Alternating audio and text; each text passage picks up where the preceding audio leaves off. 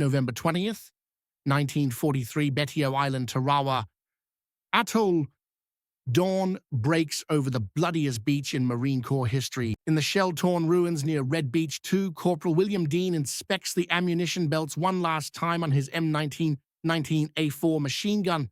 The air-cooled Browning rests on its lightweight tripod with 250 rounds of 30-06 Springfield ammunition prepared for use.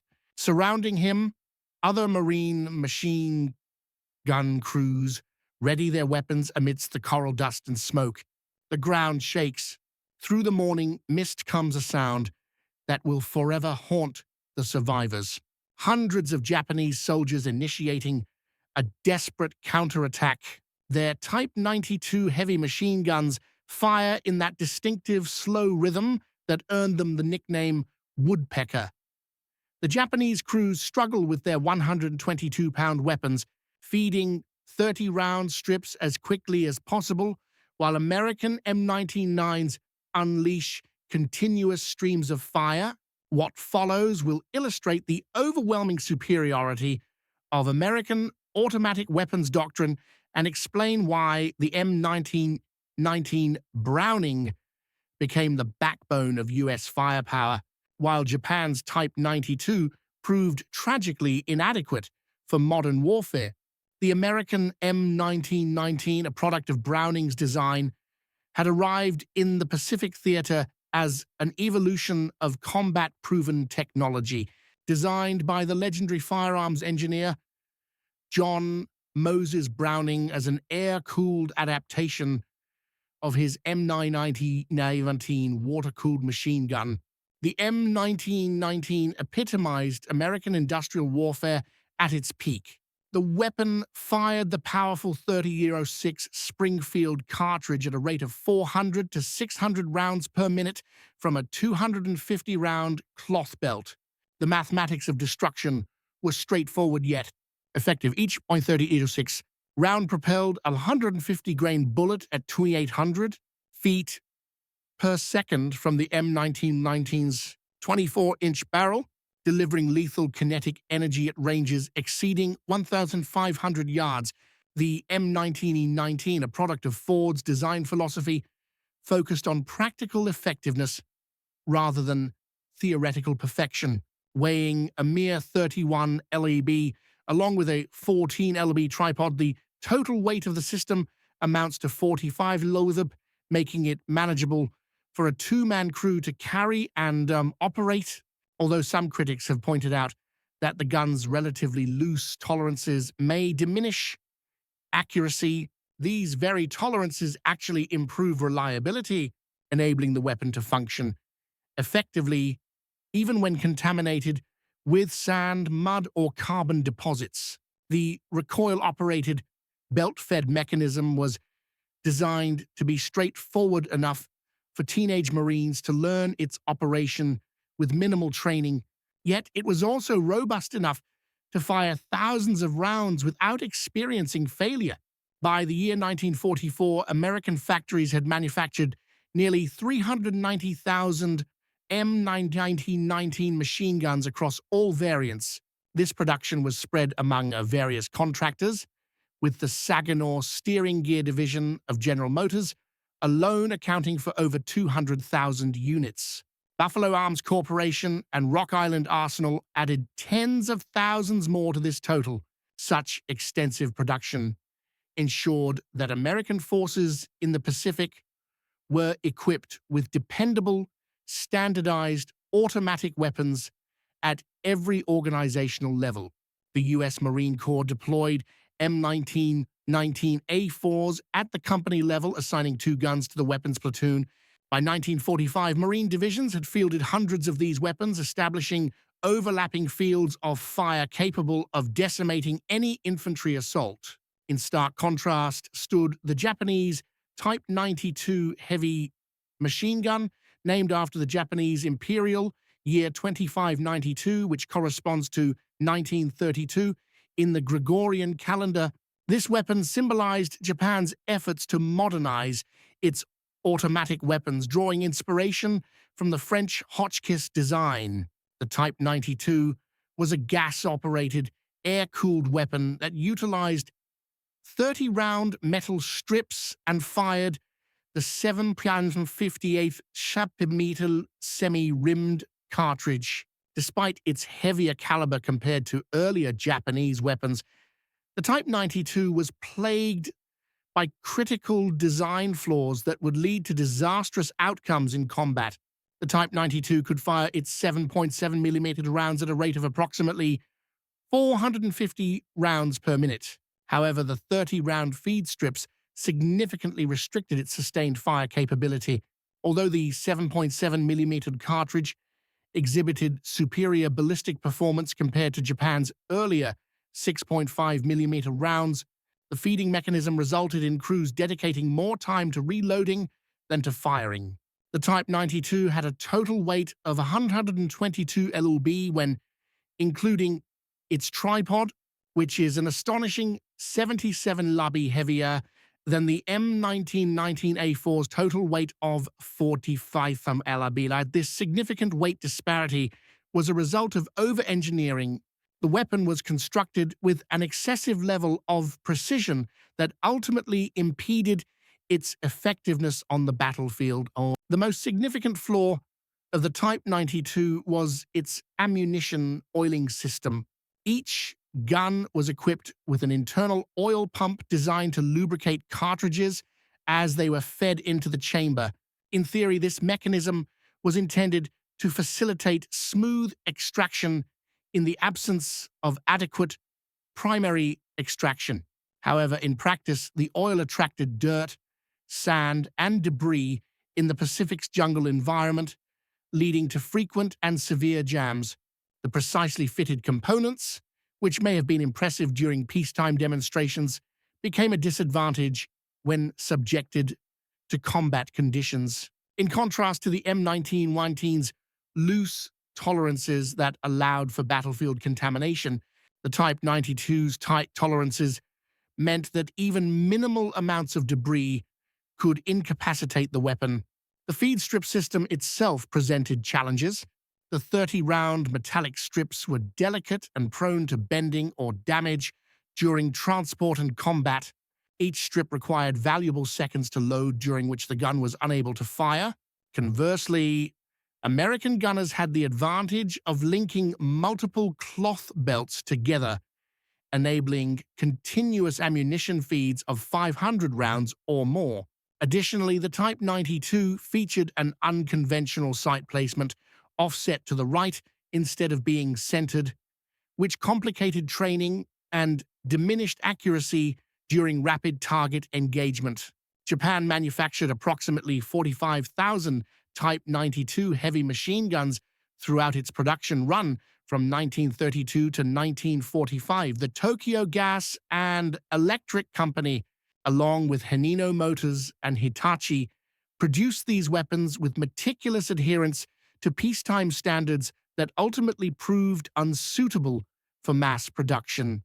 The Type 92 required significant hand-fitting of components, resulting in high production costs and lengthy manufacturing times. In stark contrast, the United States produced nearly $390,000 M1919 machine guns during World War II, which was almost 9 times the total output of Japan. This remarkable difference highlighted the fundamental disparity in industrial capabilities between the two countries. The production methodologies were vastly different. American manufacturers adopted techniques from the automotive industry, with the General Motors Saginaw division implementing assembly line processes that had been refined for automobile manufacturing.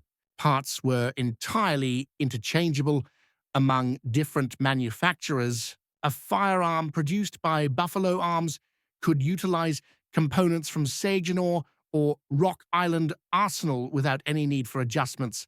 Conversely, Japanese Type 92s frequently necessitated individual fitting of replacement parts due to the artisanal nature of their production, which meant that parts from one firearm might not be compatible with another.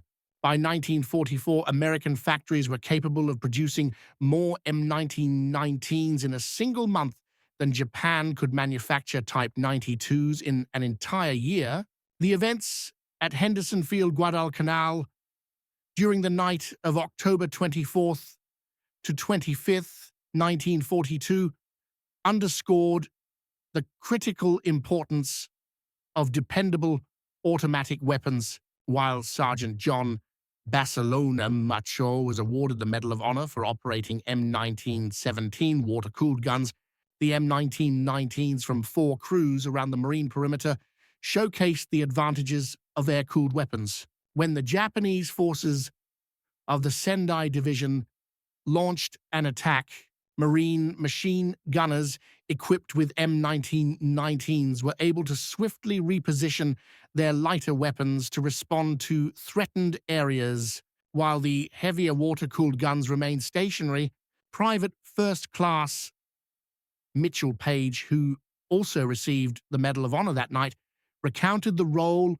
of the M1919, stating that the air-cooled 30s served as their mobile reserve. When the Japanese breached their lines, they could quickly grab the gun and tripod to fill the gap. At Tarawa in November 1943, Marine machine gun crews demonstrated the M1919's adaptability in amphibious operations. Despite being drenched with seawater during the landing, M1919s were rapidly deployed into action.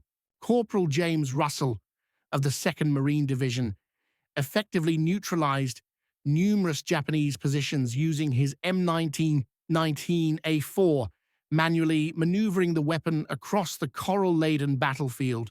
The gun never malfunctioned, Russell later recounted. We would pour water from our canteens onto the barrel to cool it, clean the sand off the belt, and continue firing. We expended 10 boxes of ammunition, totaling 2,500 rounds, without experiencing a single stoppage.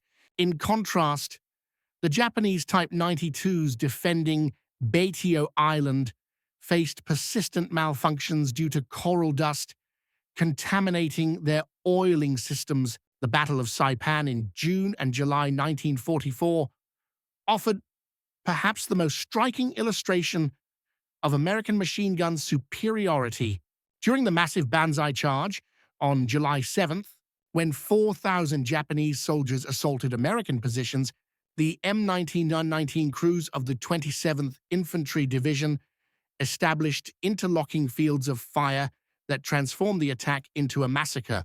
Sergeant Thomas Baker's M1919 crew maintained continuous fire for 6 hours, consuming case after case of ammunition. We had spare barrels on standby, his assistant gunner, Carl Morrison, recalled. When one barrel overheated, we would replace it in 10 seconds and keep firing. The Japanese kept advancing, and we kept eliminating them. Our gun alone must have accounted for 200 of them. On Peleliu, in September 1944, the M1919's reliability under extreme conditions became legendary.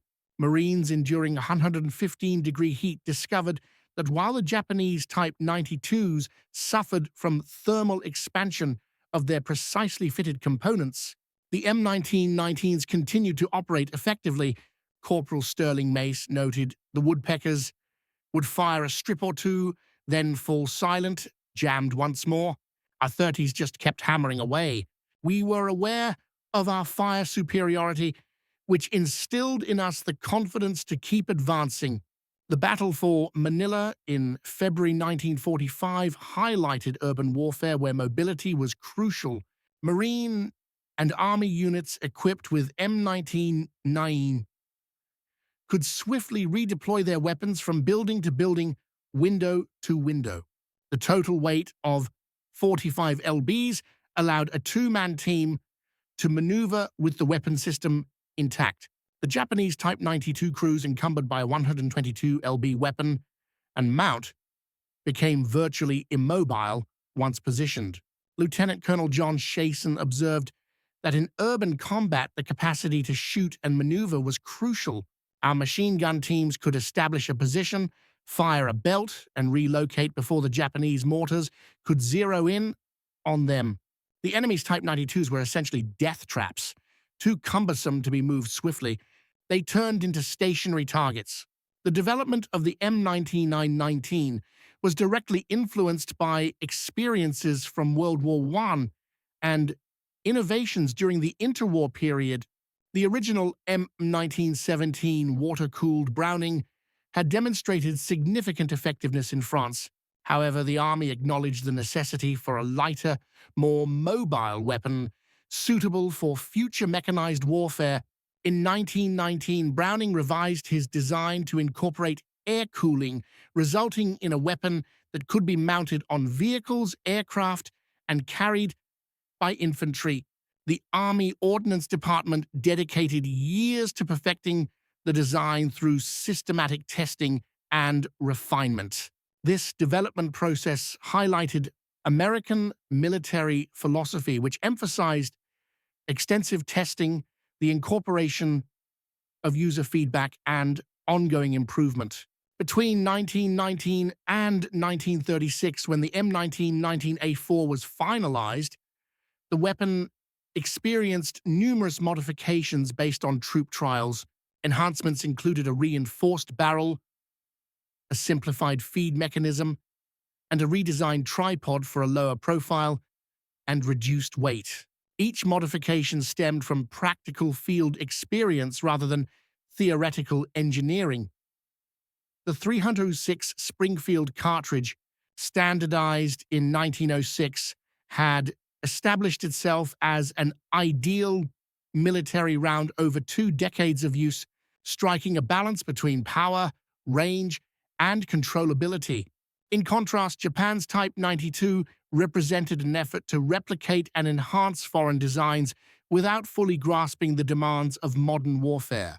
Based on the French Hotchkiss machine gun, which Japan had licensed in 1905 during the Russo-Japanese War, the Type 92 included refinements that ultimately compromised its combat effectiveness. The experience of the Japanese military was predominantly in China, where they faced inadequately equipped forces. In this context, the Type 92's precise single shots and short bursts were deemed sufficient. However, they did not foresee the level of firepower required to contend with well-equipped American troops. The Japanese fixation on precision manufacturing was a reflection of samurai traditions which prioritized individual craftsmanship over mass production. Each Type 92 was essentially handcrafted with components meticulously assembled by skilled artisans. While this method was effective for producing limited quantities of rifles or swords, it proved to be a significant drawback for military equipment that needed to be produced in large numbers. The oil pump system, introduced to address the deficiencies in the original Hawkins design, illustrated how Japanese engineers tackled a mechanical issue without taking battlefield practicality into account. Captured Japanese documents from the island hopping campaign indicated an increasing recognition of the American advantage in firepower.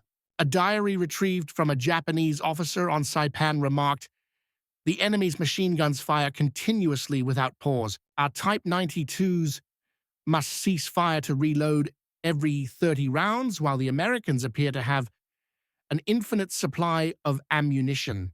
We are unable to advance through their fire. One American gun performs the work of 5 of ours." Another report from Guadalcanal noted, "Enemy automatic weapons create an unyielding wall of bullets. Our woodpecker cannot match their sustained fire. They have eliminated the human element from killing. It is purely mechanical." The psychological toll was devastating.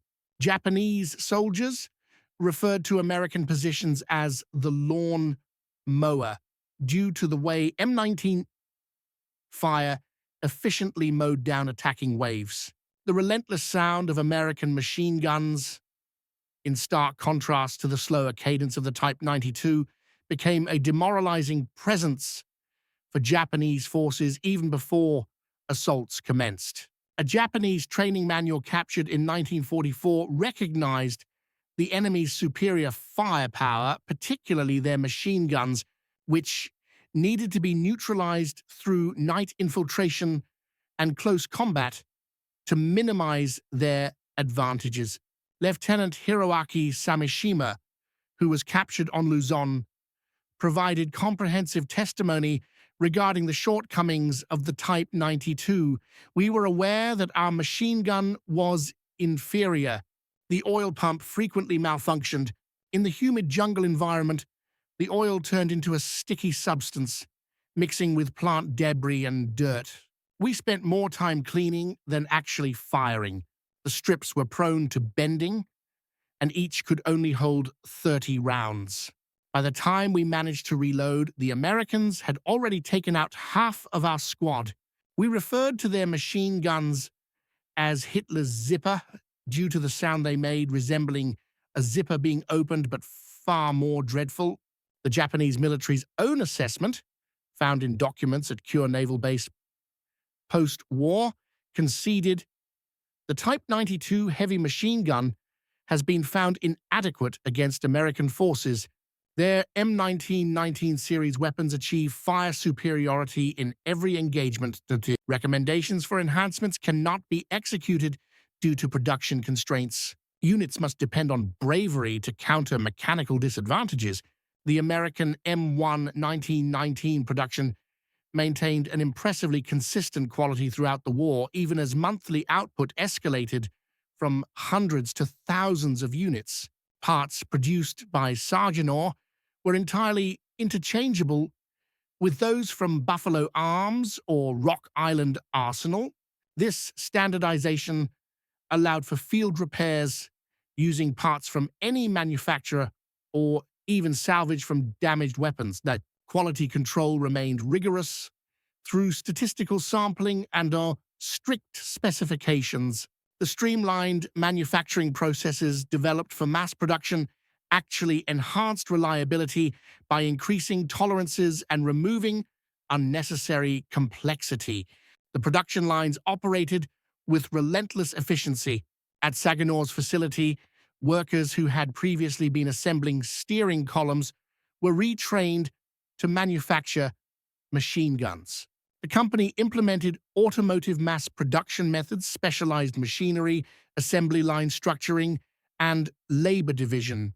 Each employee executed specific tasks repetitively, achieving a level of speed and consistency unattainable through handcraftsmanship. By 1943, Saginaw alone was manufacturing 10,000 tons of M1919s monthly, surpassing Japan's total annual production of the Type 92. In contrast, the quality of Japanese Type 92 production deteriorated as the war advanced. The early Type 92s produced by Tokyo Gas and Electric boasted exquisite rust blue finishes and precisely fitted components. The company's experience in producing industrial equipment during peacetime was evident in the exceptional fit and finish of the weapons. However, by 1944, signs of shortcuts became apparent, including rough machining marks, simplified sights, and increasingly inferior metallurgy. The reliance on substitute materials due to Japan's dwindling resources resulted in late-war Type 92s being susceptible to part failures. Captured examples from 1945 revealed that cast steel had been replaced with inferior cast iron in non-critical components. Wooden handles had substituted steel on training elevations, and simplified strip guides were prone to jamming. The intricate oil pump mechanism, already problematic, became even less dependable as manufacturing precision waned. Late-war pumps frequently delivered either excessive or insufficient oil, either flooding the action with lubricant that attracted debris or failing to provide adequate lubrication, resulting in extraction issues. American intelligence reports indicated that captured late-war Type 92s were nearly unusable without complete refurbishment. The Japanese military's own inspections increasingly rejected new production, yet desperation led to even substandard weapons being dispatched to combat units. In stark contrast, the United States produced ammunition in astonishing quantities with perfect standardization. Regardless of whether it was manufactured in Denver, St. Louis, Salt Lake City, or numerous other facilities, every round functioned flawlessly in any T-19E. American forces stationed in the Pacific received a consistent supply of ammunition delivered in moisture-resistant containers, which effectively prevented the corrosion that affected Japanese ammunition under tropical conditions. By the year 1944, American manufacturing facilities were producing more than 10 billion rounds each year, sufficient to maintain continuous fire for every operational machine gun. Throughout the war, innovation persisted in both weaponry and ammunition. Enhanced armor-piercing M2 rounds were capable of penetrating Japanese bunkers and aircraft. Various types of tracer ammunition were developed for nighttime combat, including standard red tracers for target marking, dim tracers for use in concealed positions, and delayed tracers that ignited only after traveling 100 yards from the gun to prevent disclosing the shooter's location. Incendiary rounds were effective against Japanese aircraft and fuel storage facilities. Specialized armor-piercing incendiary API rounds combined the ability to penetrate with the capability to ignite. The M1919 variant, which was introduced in late 1943, featured a shoulder stock carrying handle and bipod to enhance portability.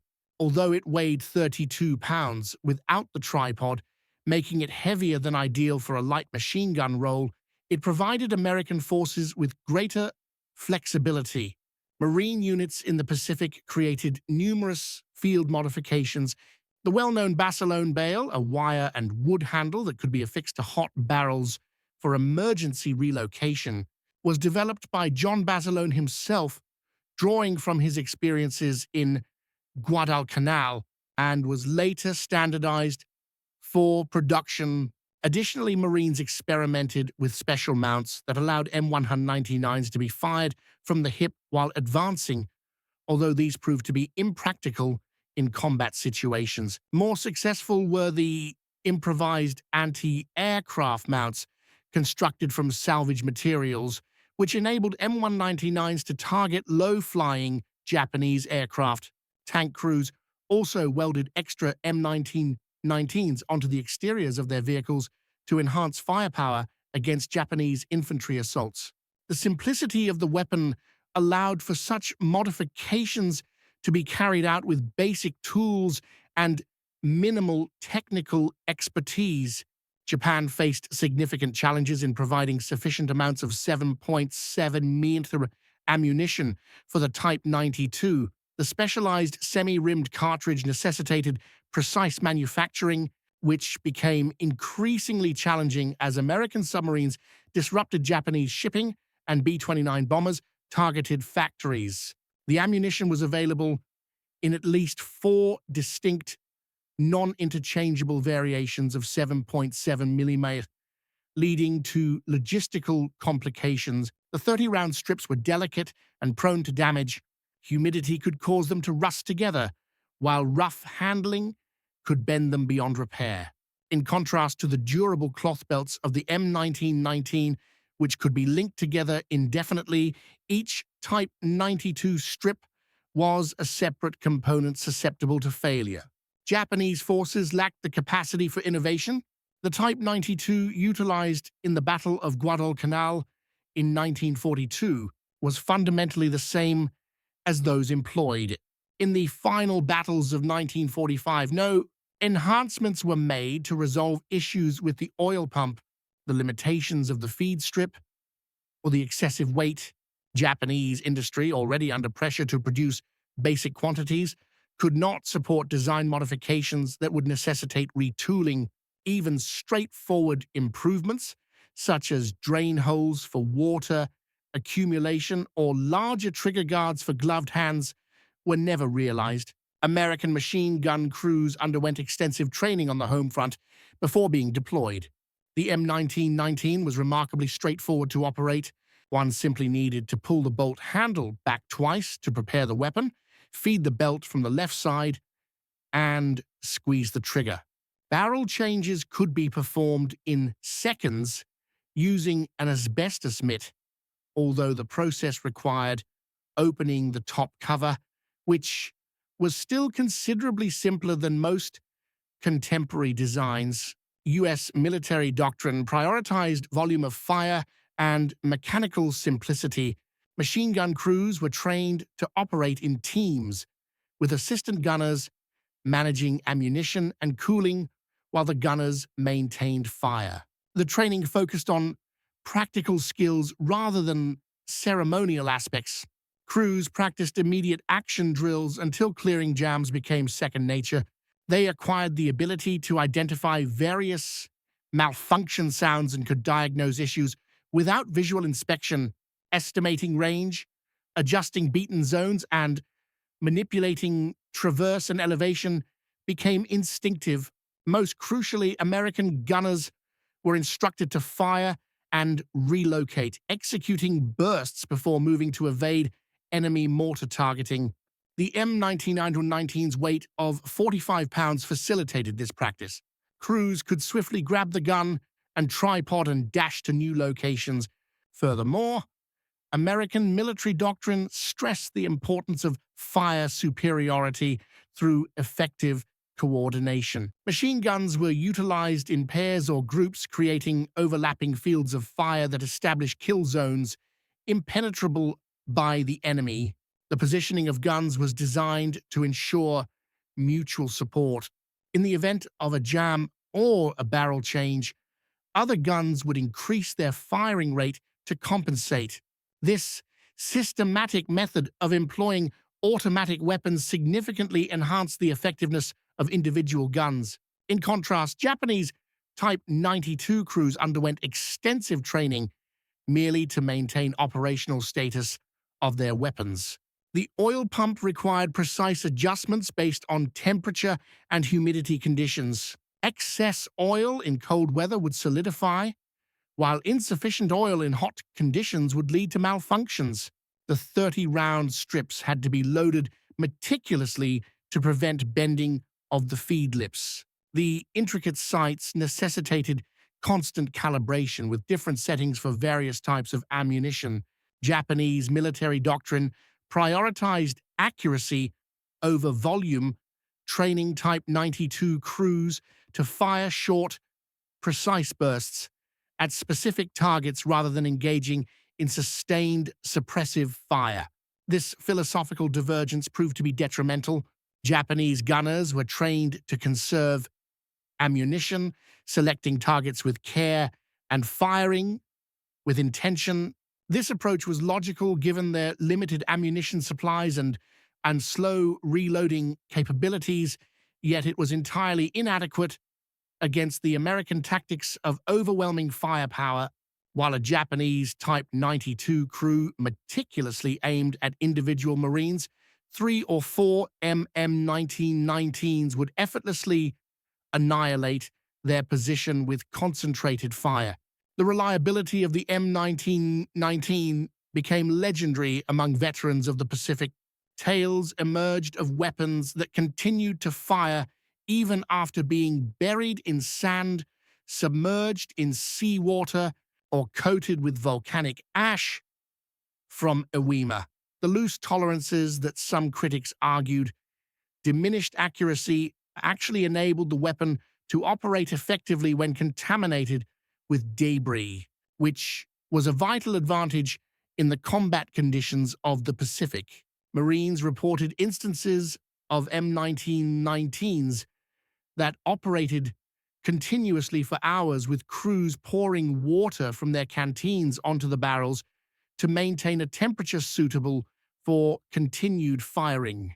A notable incident on Okinawa involved an M1919 that was dislodged from a cliff by a Japanese shell falling 30 feet onto rocks. The weapon was retrieved, the bent tripod was replaced, and it resumed firing for the rest of the campaign. Another M1919 on Guam was salvaged from a swamp where it had been submerged for 3 days.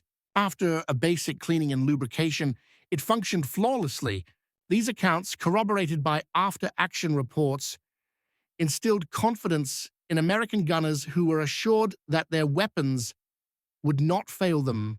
The simplicity of the M1919 contributed significantly to its reliability, with only a few moving parts, including the bolt, barrel, and feed mechanism.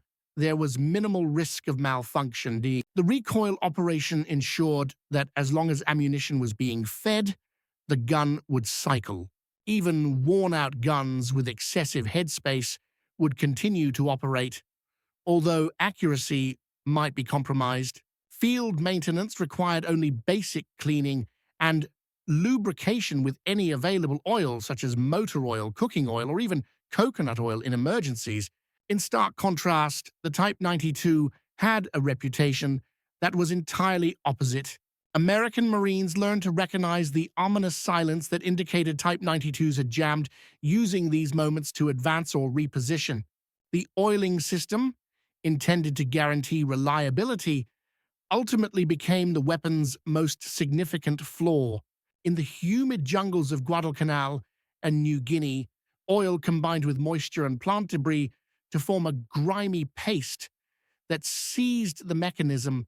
On the coral at locations such as Tarawa and Polu, fine sand mixed with oil formed an abrasive substance that damaged the precisely fitted components. Veterans indicated that captured Type 92s were virtually ineffective without significant maintenance.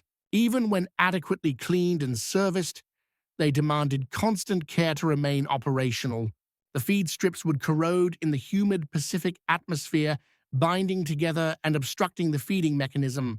The oil pump would become clogged with debris, necessitating complete disassembly for cleaning.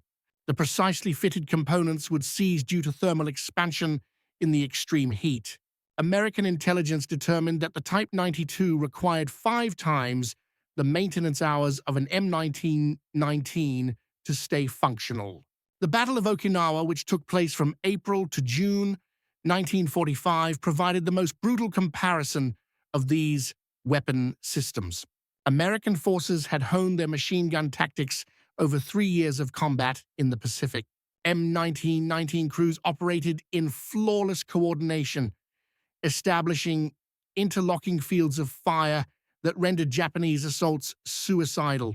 The intensity of the battle meant that machine guns were fired almost continuously for days, serving as the ultimate test of reliability and endurance. During the massive Japanese counteroffensive on May 4, 1945, American machine guns confronted human wave attacks of unprecedented ferocity. M1919 crews from the 96th Infantry Division fired without interruption for over 12 hours. Staff Sergeant Balfour Anderson's machine gun section expended 30,000 rounds in a single night, exhausting 6 spare barrels, yet never encountering a stoppage. "We just kept feeding belts and changing barrels," Anderson recalled. "The gun never quit. Bodies accumulated in front of our position until they obstructed our field of fire, forcing us to shoot through them."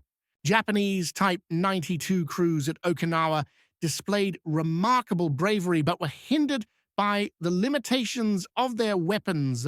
The inability to maintain fire allowed American forces to advance between reloading intervals.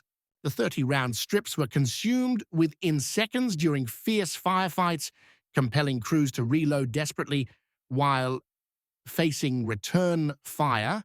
When Type 92s did manage to hit their targets, the psychological impact was negligible compared to the overwhelming barrage from M1919s, which could clear an entire area of life in mere seconds. The cave warfare that defined much of the fighting in Okinawa showcased another advantage of the M1919.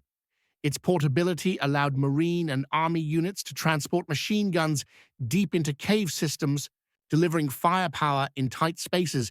The 122-pound Type 92 was virtually immobile in such environments. American after-action reports indicated that captured Type 1919s were frequently found abandoned in caves as their crews were unable to relocate them when their positions were overrun. Many were discovered with jammed mechanisms and broken feed strips scattered around the area, serving as evidence of their crew's desperate final moments. One significant statistic from Okinawa reveals that American forces captured over 200 Type 92 machine guns, yet only 12 were operational. The remainder had been abandoned due to malfunctions, destroyed by their crews to avoid capture, or were so worn out that they were beyond repair. In contrast, American M1919s that had been in continuous combat since Guadalcanal continued to function reliably 3 years later. The conclusion of the war exposed the full extent of the production disparity. The United States produced nearly 390,000 M1919 machine guns across all variants, while Japan's total production of Type 92s barely surpassed 45,000 units. This nearly 9.1 advantage in automatic weapons fundamentally influenced combat in the Pacific theater. American forces could afford to use ammunition generously, confident that supplies were limitless. Conversely, Japanese forces had to conserve every round, aware that resupply was becoming increasingly unfeasible. The M1919 continued to serve American forces through the Korean War, Vietnam, and numerous other conflicts. Numerous Allied nations continued to utilize the weapon into the 1990s, with some M1919s modified to 7.62mm NATO still operational today. The design had a significant impact on subsequent machine guns globally, as its belt feed mechanism and quick change barrel concept became standard features. The M60 machine gun, which succeeded it, integrated many elements from the M1919 design, thereby validating Browning's original concept. The Type 92, despite its shortcomings, garnered reluctant respect from American forces due to the valor of its crews. Captured weapons turned into coveted souvenirs, although few Americans who obtained them recognized their inferiority compared to the M1919. Veterans would showcase captured Type 92s at Bond rallies in the United States, demonstrating to astonished audiences the cumbersome feed strips and intricate mechanism while highlighting American technical superiority. Ironically, many Type 92s brought back as trophies are in better condition today than they ever were in combat, meticulously preserved by collectors who dedicate time to the constant care these weapons necessitate. Post-war evaluations by American ordnance experts disclosed the significant flaws in the Type 92 design.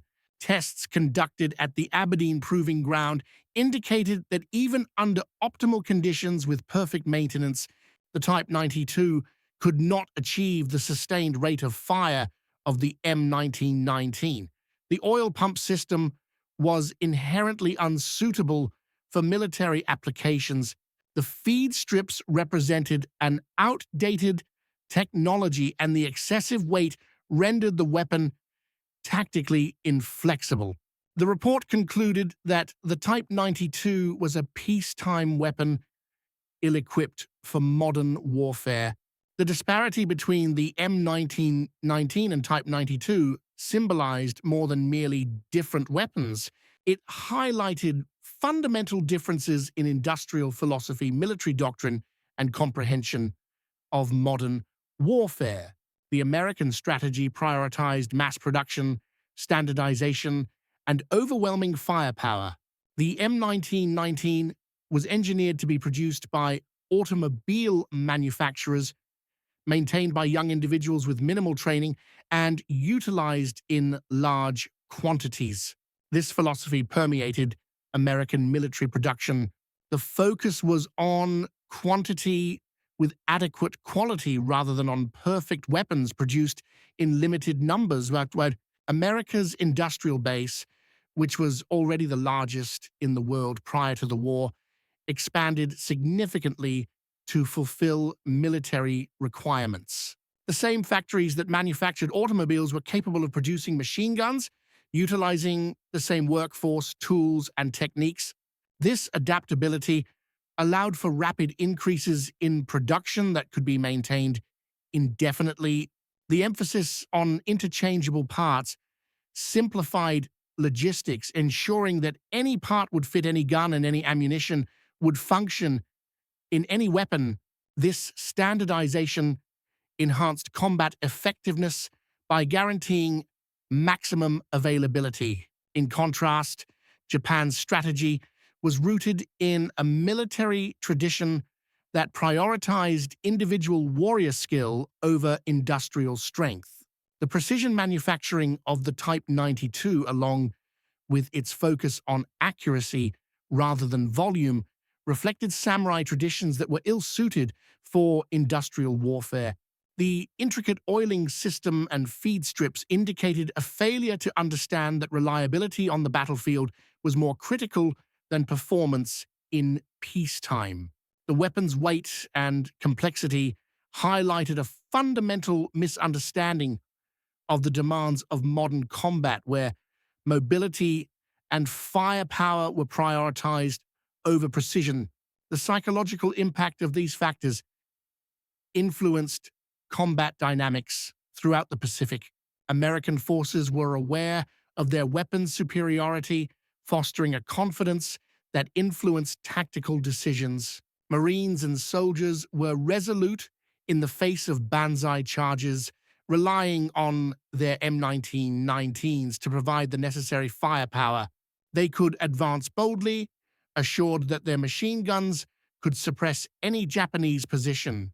This confidence became a self-reinforcing cycle. Aggressive tactics were successful due to firepower superiority, which in turn bolstered to the aggressive doctrine. Conversely, Japanese forces recognized that their Type 92s were unable to compete with American weaponry, leading to increasingly desperate tactics.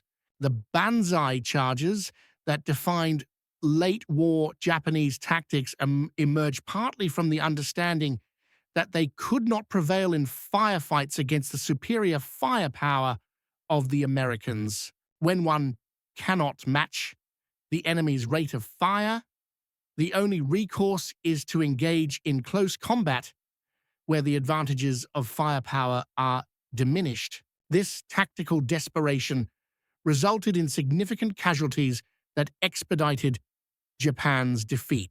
The industrial ramifications extended beyond mere weaponry. America's capacity to mass-produce standardized equipment ensured that every facet of warfare, from ammunition to spare parts to training resources, could be provided in limitless quantities. In contrast, Japan's artisan approach meant that each weapon was somewhat unique. Each required specialized components and demanded individual attention. This complexity compounded across all logistical aspects, imposing insurmountable burdens on an already overtaxed system. On the morning of July 7th, 1944, on Saipan, we returned to the point where our narrative commenced. Massive Japanese assaults confronted American machine gun fire. However, by this stage in the conflict, the outcome was never uncertain. M1919 machine guns firing between 400 and 600 rounds per minute from 250-round belts simply overwhelmed Type 92s that struggled with 30-round strips at a rate of 450 rounds per minute. The mathematical reality was undeniable. American firearms could deliver 10 times the amount of ammunition downrange in any given time frame. A single M1919 could operate continuously for a full minute without the need to reload, discharging 400 to 600 rounds. Conversely, a Type 92 would require 20 reloads to achieve the same volume of fire, with each reload consuming valuable seconds under combat conditions. When this firepower advantage was applied across thousands of combat encounters throughout the Pacific theater, it resulted in strategic supremacy. Every Marine rifle company was equipped with machine guns capable of dominating any battlefield. Every Army infantry battalion could establish kill zones that no Japanese force could breach. The reliability of the M1919 allowed American forces to rely on their automatic weapons under any circumstances, whether it be jungle humidity, coral dust, volcanic ash, or monsoon rain. In contrast, Japanese troops were aware that their Type 92s could fail at crucial moments, which compromised their tactical planning and morale. The production statistics reveal the definitive narrative: 390,000 M1919s compared to 45,000 Type 92s, which meant that American forces possessed overwhelming numerical superiority in automatic weapons across all combat levels. This situation extended beyond merely having a greater number of firearms. It encompassed the possession of more dependable weapons, greater quantities of ammunition, additional spare parts, and a larger pool of trained personnel.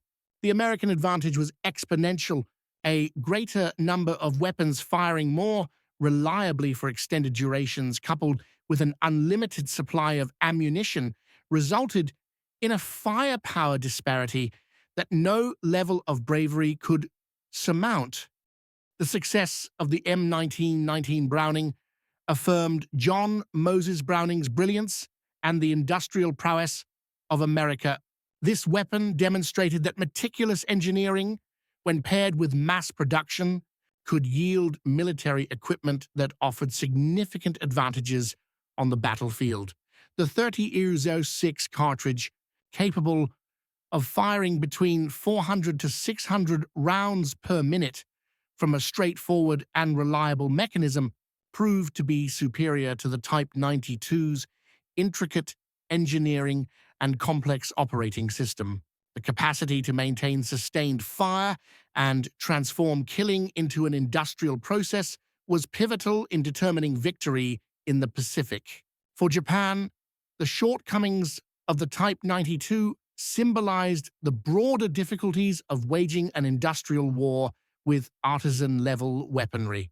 The gun's weight, complexity, and lack of reliability were indicative of a military that had entered the modern era without fully grasping its demands. The painstaking craftsmanship that may have been commendable in peacetime turned out to be woefully insufficient when confronted with American mass production. The focus on individual marksmanship and precision was unable to compete with the American strategy of volume and suppression. The Pacific War unequivocally illustrated that in contemporary combat, the capacity to deliver consistent and dependable firepower was the key to achieving victory. American troops equipped with M1919 Brownings could unleash torrents of bullets that no level of bravery could withstand. Conversely, Japanese forces utilizing Type 92s found themselves perpetually outmatched. Their accurate yet slow-firing weapons were unable to compete with the overwhelming fire rate of American automatic firearms. The mathematical efficiency of American firepower, delivering between 400 to 600 rounds per minute from belt-fed systems, dwarfed the Type 92's 450 rounds per minute from 30-round strips. The human toll was immense. Japanese infantry assaults that might have succeeded against adversaries with similar armaments were decimated by American machine gun fire. The banzai charges that had proven effective in China against inadequately equipped forces turned into acts of suicide against American firepower. Thousands of Japanese soldiers perished attempting to traverse kill zones dominated by M1919s, their lives squandered against an industrial killing apparatus they could not contend with.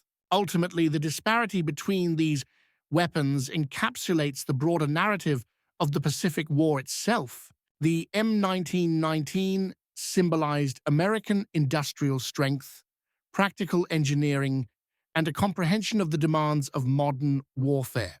It represented a victory of the adequate over the perfect, the practical over the theoretical, and the industrial over the artisanal.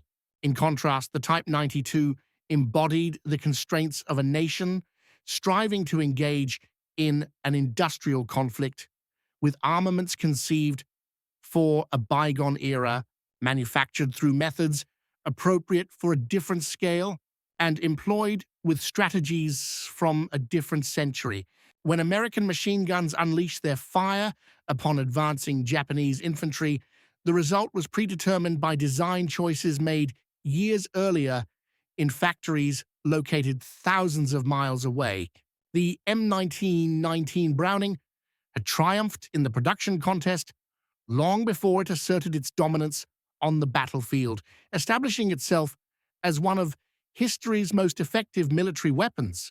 Although the Type 92 came to represent Japan's struggle to compete with American industrial warfare, the outcome of the Pacific War was not determined by bravery. Both factions possessed ample courage, but rather by their capacity to produce a large quantity of dependable weapons capable of unleashing significant firepower. In this regard, the comparison of 390,000 units of the M1919 to the 45,000 units of the Type 92 encapsulates the entire narrative.